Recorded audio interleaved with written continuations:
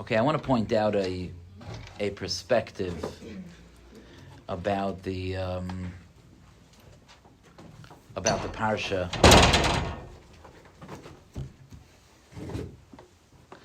that I think could be a big chizuk. That was a big chizuk for me, and I think it could be a big chizuk. In Parshas Achrei Mos, the psukim describe all the relationships that are usher. We laid it on Yom Kippur, all the relationships that are usher. And, okay, so it's a long list. And then the pasuk starts off, it's makdim, the introduction to that parsha is K'maasei Eretz Mitzrayim lo yisasu. Don't act like they did in Mitzrayim, because they were obviously not careful about these things in Mitzrayim. And don't act like they do in Eretz Canaan that you are going to. You're on your way to Eretz Canaan, don't act like Eretz Canaan that you're going to. Meaning, if I was going to try to explain what that pasuk is saying, is the pasuk is saying as follows. The pasuk is saying, there are two reasons why you might have a netiya, you might be susceptible to acting in these inappropriate ways. One is because of your background, and the other is because of where you're going to live. Right? That's what it says. Don't act like Mitzrayim, where you used to live, Asher Yeshavtem Ba, because perhaps we're concerned that maybe you absorbed some of the values of the land that you lived in, and you will act that way based on your value system.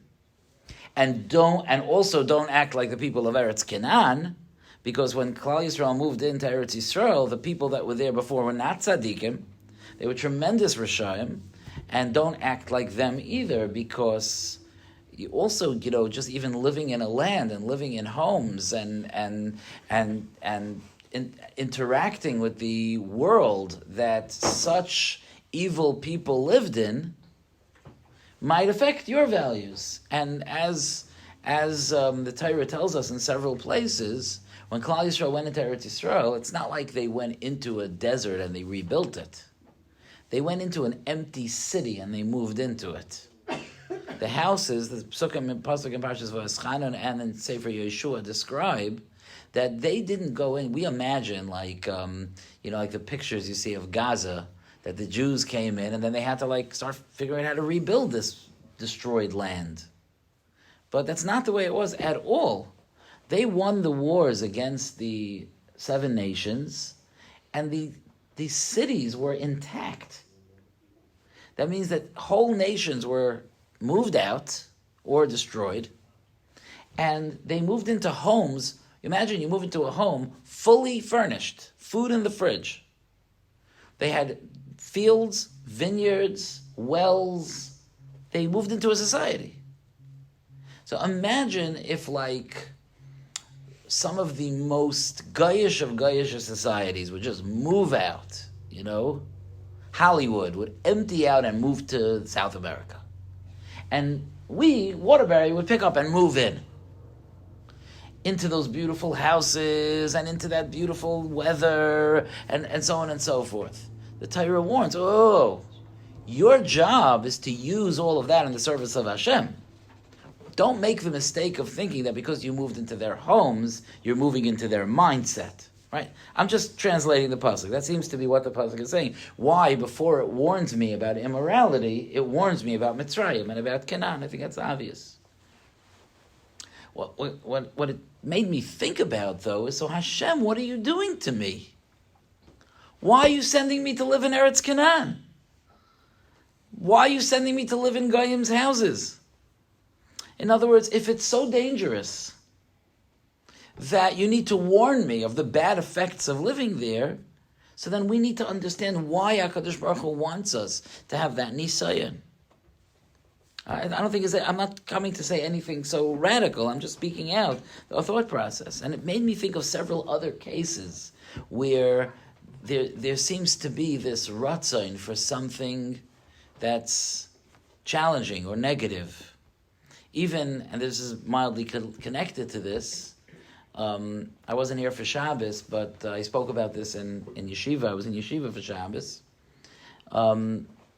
the Torah tells us in Parshas Mitzorah that when you go into Eretz Yisrael, you're going to get tzaras in your house. And you'll go through the process of tzaras. The process when you find tzaras on the walls of your house is that you take a hammer and a pick, like a metal point, and you bang it, and you chip away at the tzaras, and then you see if it comes back. That's the process. Okay? So when they did that, the pasuk in Parshas Mitzorah says that you're going to go into Eretz Yisrael, and you're going to have tzaras in your houses. It's going to happen. And Klal Yisrael is horrified. It's going to happen. That's terrible. Tzaras is a terrible thing to happen. Okay? For tzaddikim, like they were, if someone goes to the doctor and they get a diagnosis, like a bad diagnosis, it's like terrible news. Finding out you have tzaras, whether it's in your body, in your clothing, or in your house, that's terrible news. And then the Medrash says, no, but there's something good will come out of it. Because it seems that the Goyim, for the 40 years the Jews were in the desert, they were preparing for the invasion. So they took all their gold and they hid it behind their walls and they plastered it up. They didn't want the Jews to get it. Maybe they had dreams of hiding and then reconquering it, or maybe they were just like, if I can't have it, you're not having it. Maybe that's what it was. But in any event, so Hashem says, don't worry, I will find you the gold. You'll have tzaras in your house. And when you chip away the tzaras, you'll be like, what's that gleaming light coming from behind the wall? And you'll find all the treasures. And that's a fun medrash. I love that medrash. But the truth is, if you think about it, it's very disturbing. Let me ask you something. Let's imagine to ourselves like a great tzaddik, okay? A great holy tzaddik. You go over to the tzaddik and say, what would you rather? Remain poor, or get tzaras in your house and find a treasure behind it? What do you think you would prefer? Get tzaras and find treasure. Absolutely not. Why would he want tzaras? Means that there's something tamei about him. Tzaras means there's a separation between him and Hashem. You think he would take any separation from Hashem for some physical treasure? Of course not. Of course he'd be like, no, Hashem, keep the treasure. Just let's keep ourselves connected here. I don't want the tzaras. Well, why couldn't he just go chop down the walls and get it? Yeah, or I always had this idea that Hashem could have just made arrows. Like we didn't have to get tzaras. Right? Like, what's the tzaras thing? Like Hashem has other ways. We would go into a house and we'd say, oh, why are those bricks glowing? There must be treasures behind them. Like, there are 1,000 other ways, but somehow HaKadosh Baruch Hu says, I'm going to make your house tamei. Do you understand? You had to empty everything out of the house, because when the Kohen declared the house tamei, everything in the house became tamei. Your furniture and everything in your house was on the street. Like bed bugs. Yeah. It was horrible, okay? It was a mother's nightmare, okay? And there's also this exposure to the neighborhood. Everyone's like, nice linens, oh. Hanging out your dirty laundry. Yeah, literally hanging out your dirty laundry, literally. But how many people really got it? We talk as if it was I don't know, a common occurrence, but was it? Or was I don't know. But I'm really just reflecting on the idea. The Torah does say you're going to go into Eretz Yisrael, and this will happen. One has to assume that it happened if the Torah said it will happen. Even if it happened once, but what was the plan here? Why? Why give me a present? The mashal that I was thinking of over Shabbos was taking smelly, moldy, dirty wrapping paper and wrapping a beautiful present for your husband and giving it to him. Thank you for the present, but why do you have to wrap it in this?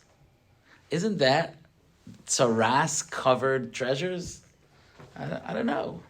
I'm not so sure about that. So... Did only the people that got tzaras find the treasures? Or I don't know. It could be it was a widespread thing.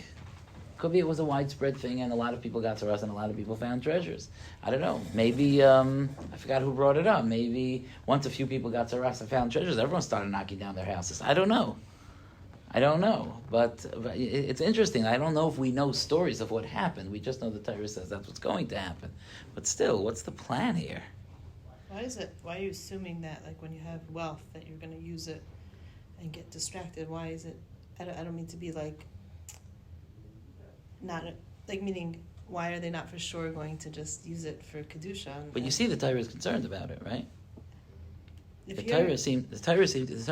Torah gives us a warning, that means it was a concern. The Torah says, you're going to go into Eretz Yisrael, don't act like those people. So yeah. I'm saying it's easier to be from and not have money. Well, It's I easier feel like to one of us kadosh- is not understanding something. It's here. easier to be kadosh and connected to Hashem. No, and that's not my have point. anything. My point is that tzaras itself is a bad thing, not the money. The money is good. But I don't want the Obviously, tzaras. the tzaras is saying, look at your possessions. But and why think say about it? them Why differently. say it in a way that makes me tummy? Tummy means Because it's saying, translation. your walls are not good. Take everything out. But why Refocus. Why tummy? Why Because tummy? it has potential. It's for like if Kedusha I Tumah. give you, I want to give you a diamond. Would you like it? Mm-hmm. Okay, but I'm going to give it to you in a container of spoiled milk. Like, no, can you give it to me in a with a cushion and a box? Because what you're saying is that, careful, this diamond is not, you have to have it in perspective. Okay, maybe. That could be. Still kind of distasteful. Still kind of don't like the I'll take spoiled it. milk.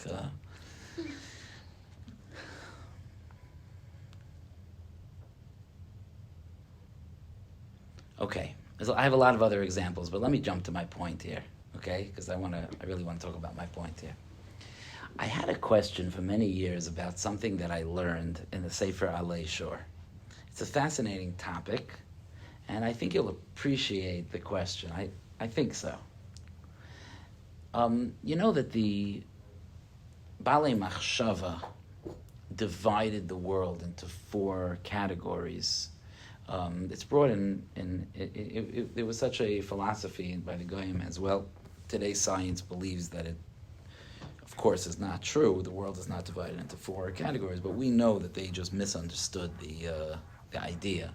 And the 4 categories are fire, water, air, and earth. Okay? Afar, ruach, mayim, and eish. And those are like 4 components with which Hashem created the world.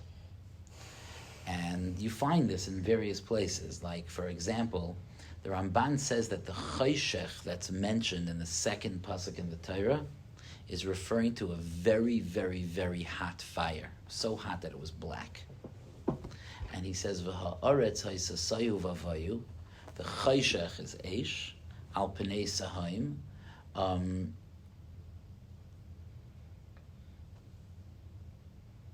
second. So chayshech is eish. The ha'aretz is afar. That's right. The ha'aretz ha'yisasayu v'chayshech al pnei sahaim. So that's afar and eish. The ruach elokim, that's ruach. Merachefes al pnei hamayim. Those are the 4 Yesaidas in the 2nd pasuk of the Torah. That's what the Ramban says, because HaKadosh Baruch Hu used water, air, fire, and earth to create everything in creation, including man. We have that within us as well. Our flesh is like the afar. The liquid within us, which we are like 3/4 liquid, is like the mayim. Our body temperature is like eish, and our breath that keeps us alive is like ruach.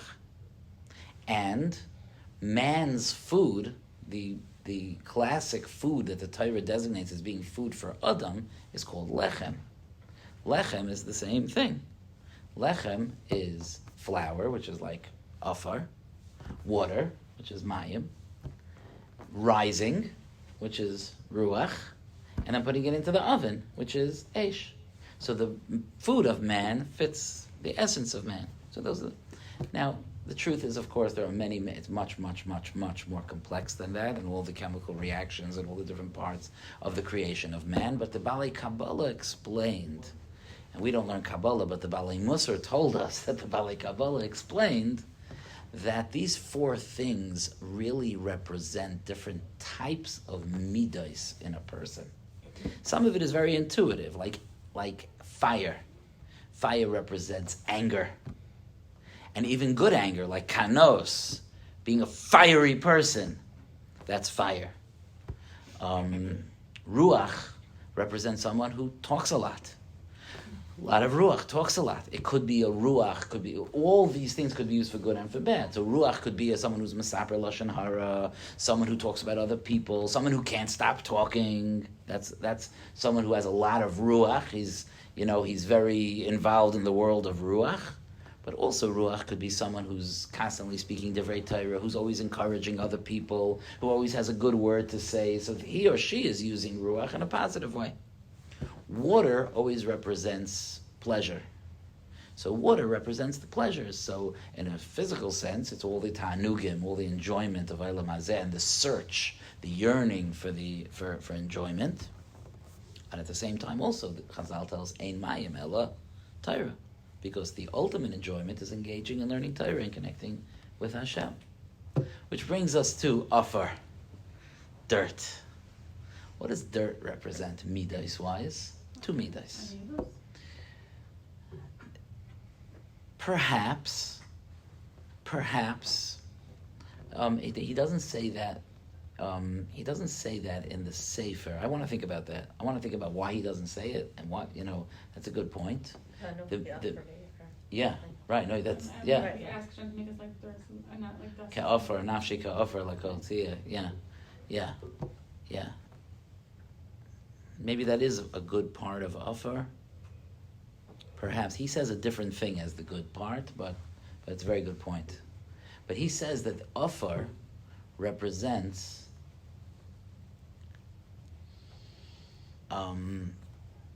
sadness and depression.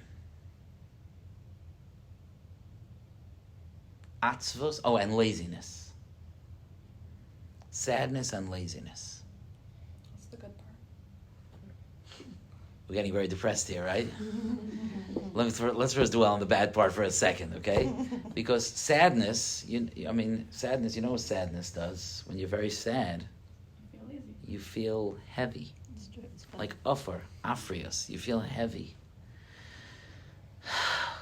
It's just like you feel your weight. Right? When you're very happy, you feel light. You feel kal, you feel light. And laziness also, the B'sil Sisharim even refers to a lazy person. When he's talking about laziness, he says, Ki afrios hachamrios gas. He talks about the physicality of a person. That's his laziness. It's like held down by his body, like his neshama can't charge him up enough to move around a little bit. It's heavy. Okay, what's the good part? Sorry, I'm not going to leave you on this note. What's the good part? Says what you're saying about humility is very, very good. I actually I want to look back there. Thank you. He says a very interesting thing about Afar, and that is that while Afar is dirt and nobody likes dirt, but everything grows in dirt. He says Afar is the kayach hatzmicha, the ability to sprout, to grow, to develop. Isn't that interesting? And for a long time, I had a hard time with this. Because, and I'll tell you why, and I'll tell you what I'm suggesting, okay? It's just a thought, okay? But for a long time, it bothered me that, by water, so the pleasures could be the pleasures of good food and enjoyment in this world. And in Ruchnius, it's Torah, mitzvahs. In Ruach, so it's talking Lashon Hara or Sheker or Dvarim B'Telim. And the good side would be talking Divrei Torah and Dvarim Tovim and compliments and good things about people. In fire, so fire could be anger and negativity and kind of, things like that. But for Kedusha, it could be standing up for what's right and so on and so forth. Do you see how each one is the opposite of the other? They're the same thing, but it's the opposite. Fire is being fiery. You could be fiery for good or fiery for bad. I was always confused. That's why I like your idea of humility. That would fit better even. Wouldn't that fit better? That Afar means that you're very low, like heavy, like, sad, so on. And the flip side of that is that it's the ability to grow. That's another thing about Afar. It was always, I have a very organized mind. That's how I remember the few things that I remember. And it always bothered me that it was not congruent. You understand what I'm saying? It just doesn't fit. it doesn't fit with the offer. Makes me feel really heavy. So the good side it should be, Lamashal, I'll give you an example. There's a Gemara somewhere that says that it's good to be lazy on Yantif. Mishabeach aniyas ha'atzlanim, one of the Amoraim says, I praise the lazy people, she'enam yotzem mibateihem beregel. They don't go out of their houses on Yantif, because he believed that Yantif should be spent at home. So he... Yishuv Hadas. In the kitchen. Yishuv Hadas. Yishuv Hadas. That's what, that would be Yeah. the opposite. Yeah, something like that. Like using being settled, right? Instead of being heavy, Mrs. Feld is saying, that's a very good point, you could say being settled. Oh, that would be the flip side of offer. That made sense to me. Now, I don't know if what I'm going to suggest is true, but I think it's true for the other things, and you'll see what I mean. I wonder, and I get chizuk even from the possibility, that the things in life, the times in life, the parts of our life that are heavy and that are sad, that is where the future grows from. That is where the tzmicha is. When Hashem sends a difficulty, when Hashem sends sadness, when Hashem sends a heaviness, so that's an opportunity for me to take stock and be like, why am I here? What is the plan? What does Hashem want from me? And to use that as a catalyst for growth and for new avenues. And so many of us have experienced this in our lives, that the very, very, very things that cause us the most pain also caused us the most growth and the most accomplishment and brought us to maybe the reason why we're here. You know, the seed falls apart as you're right, grows, it right. decomposes. Yeah. That's right. That's that process. You know, I have examples in my life that I could share, and I also have examples in my life that I don't want to share. But I went through a lot over my life, and when I sit with people, it's 1,000% clear to me that for whatever reason, HaKadosh Baruch Hu gave me this chus, being able to be part of other people's lives and families. But without the pain that I went through, I wouldn't understand a word of the difficulties that are being described to me. I just wouldn't understand. And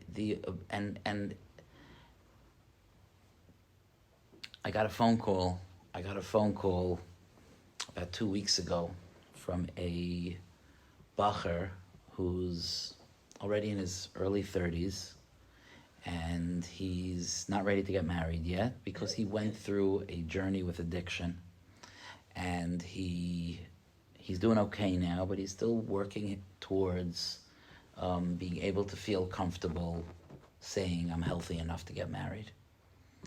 And he called me, we had a conversation, we connected, and perhaps we'll talk again. Perhaps. He apparently had heard some of my shiurim, some of the Q&As or something. It's interesting, he might, for all I know, he'll be listening to this share, I have no idea. But he called me for one reason. Thank goodness it wasn't because I'm a genius, because I'm not. It wasn't because I have answers, because I don't always, as many of you know very well, I don't always have answers. I often don't have answers. He called me because he likes that when I speak, I'm vulnerable about myself. I'm one of the people also that needs help. It's not an act, it just happens to be true. I just happen to have a long beard, but I'm just, and it's true.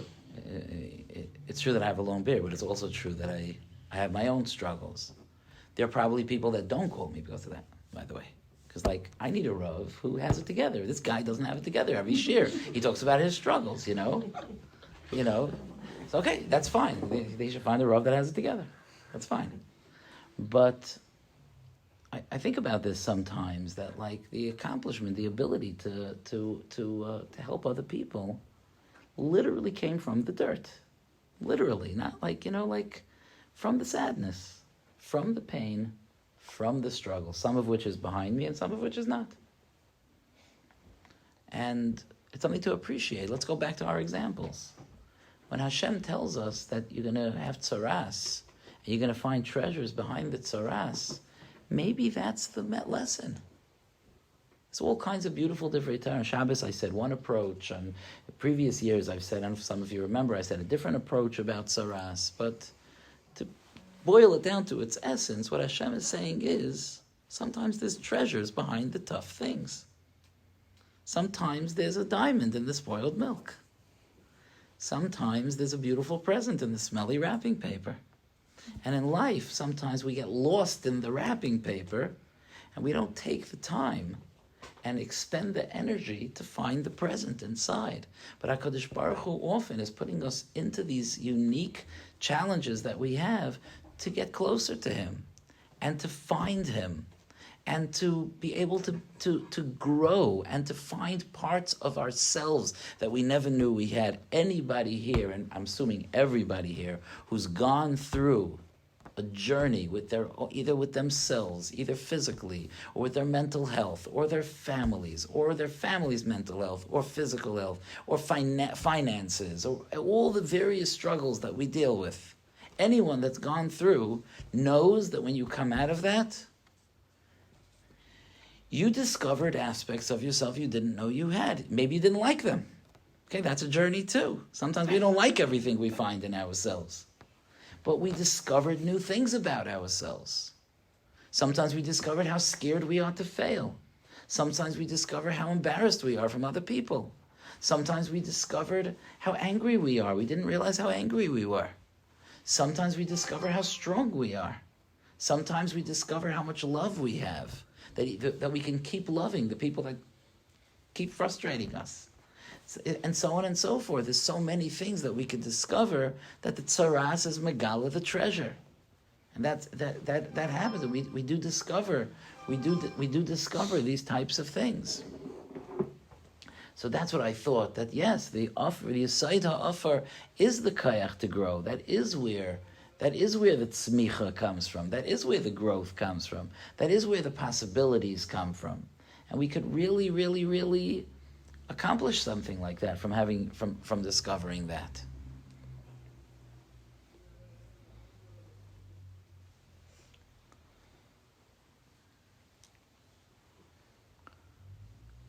Talking about the Eretz Canaan, HaKadosh Baruch Hu wants us to come to Eretz Canaan. Yeah, maybe without friction, there's no growth. Maybe HaKadosh Baruch Hu doesn't want us to stay in the midbar perpetually, because where's the growth in that? Where's the growth in having everything easy? Where's the aliyah in having no struggles and just sitting with Moshe Rabbeinu and the Ananei HaKavod? It's nice to have tkufas of our lives like that. It's wonderful. But and we should grab, when we're having a wonderful tkufa, and Baruch Hashem we have that also, we should hold on to it when it's there and hold on to its memories when it's not. But growth comes when there's pushback. And HaKadosh Baruch Hu is saying, you were in Mitzrayim, then I gave you this Gan Eden for 40 years where you were in the Midbar, and you're with Moshe Rabbeinu, and I hope you learned a lot over those 40 years, because now I'm sending you to Eretz Canaan. And Eretz Canaan, you're going to walk into these cities that were used for Avodah Zarah, Gilui Arayos, and Shvichas Damim, and I want you to serve Hashem in those cities. And I want you to be able to pass those nisyonos that you mentioned, of being able to have the wealth and the home and the things being done for you, and still be able to be warriors for Hashem. I want to see that you could do that. And if you're in the midbar, you're never going to bring out those koiches. There are things, the fact of the matter is that the most beautiful things about us we discover when we're challenged. Again, I'm not saying it's the most fun. I'm not even saying it's the most simcha, even though there's simcha in discovering a kayach. But true growth, who we really are, where would we be without our challenges? Who would we be without our challenges? Wouldn't we be so much smaller? Wouldn't we be so much more limited? Haven't we learned through our challenges to appreciate other people more? Haven't we learned to be dan l'kafschos? How many times do we find ourselves in situations where we know that before life happened, we would have judged that person negatively? But now we've been through life and we know how complicated things could be. And we're like, okay, these things happen.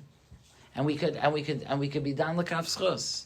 So there's enormous growth that happens. And who knows? That's why I was thinking that maybe it is two opposite things, the two sides of the coin. The offer of sadness, oh, we're sad? Oh, look out. There's growth happening.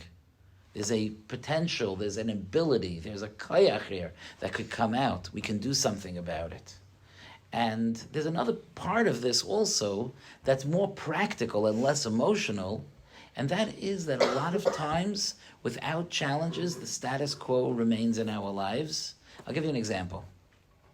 Let's say a person...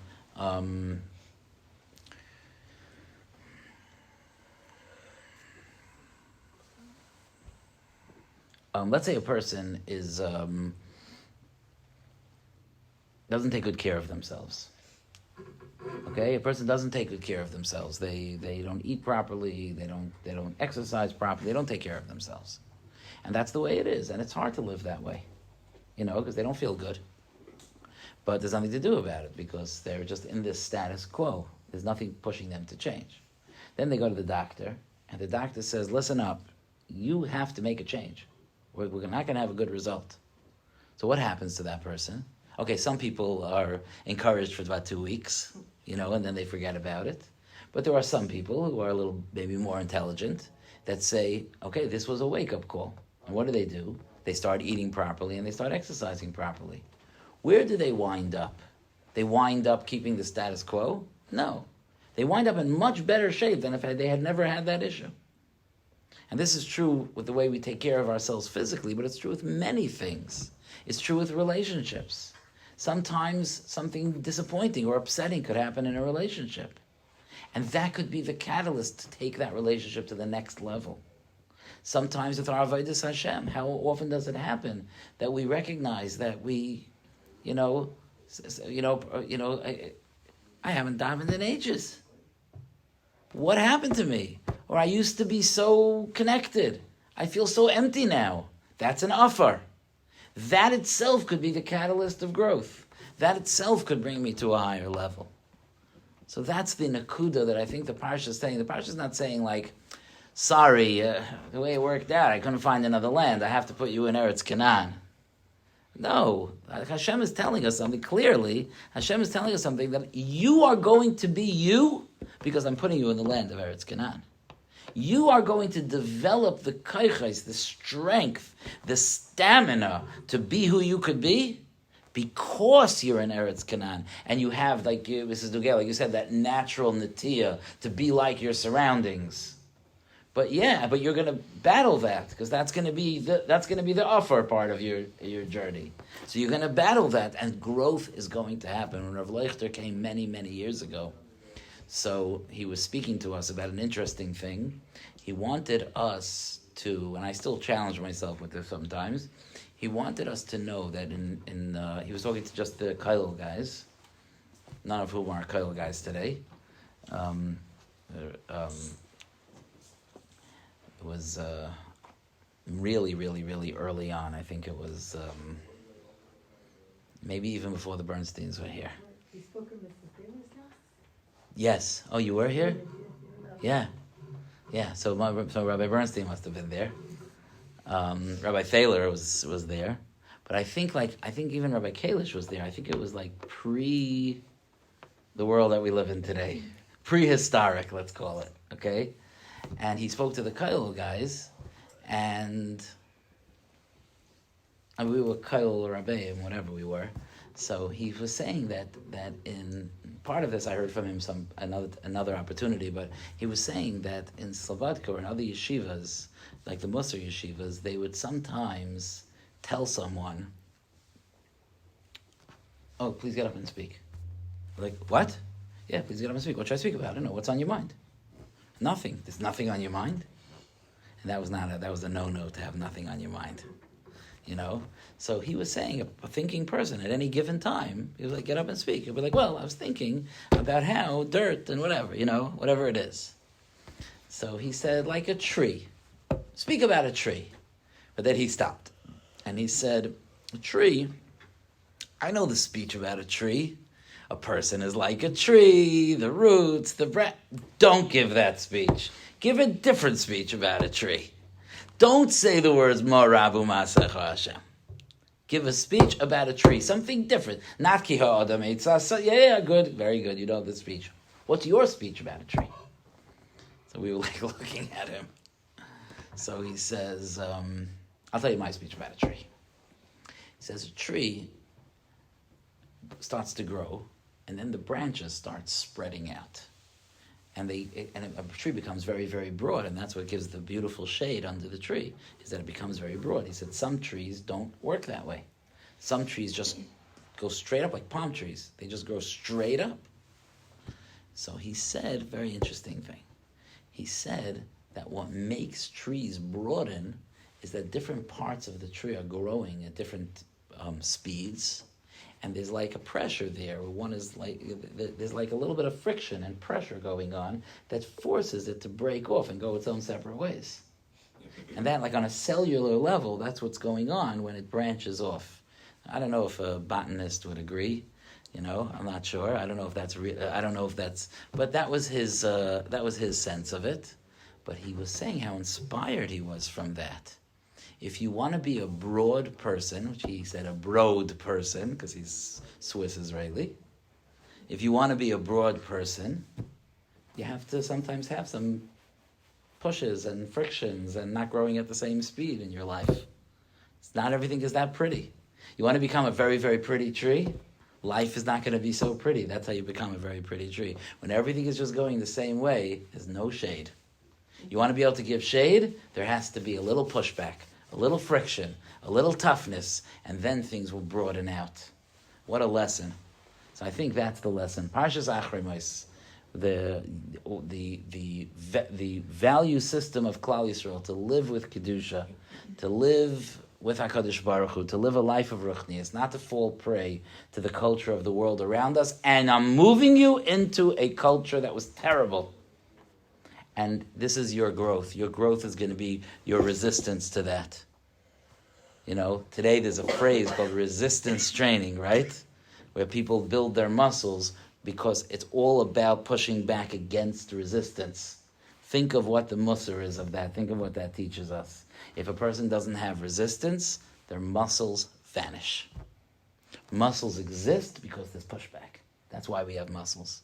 So certainly in Ruchnias also, we build muscles because there's pushback, because there's questions, because there's frustrations and tsar. That's what gives us our greatest growth. And HaKadosh Baruch Hu should help us be able to take advantage of that and give us challenges that we can handle, that we have the koyach to handle, that we have the wisdom to handle, and to show us the path to be able to bring great joy and great growth from every challenge that he chose to give us. Yasher koyach.